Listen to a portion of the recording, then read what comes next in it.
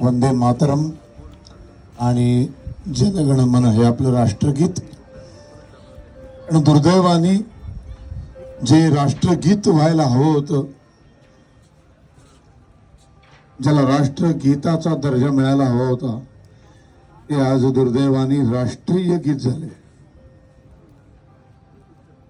आणि केवळ कोणी ना कोणीतरी, मी जे परवाच्या व्याख्यानामध्ये तुम्हाला हिंदी राष्ट्रवाद जो काँग्रेसने स्वीकारला, मुळात काँग्रेसला ब्रिटिशांनी राष्ट्रीय काँग्रेसची उभारणीच हिंदी राष्ट्रवादावर केली, जेणेकरून कधीही राष्ट्रीय काँग्रेस पूर्ण स्वातंत्र्याची मागणीच करू शकणार नाही।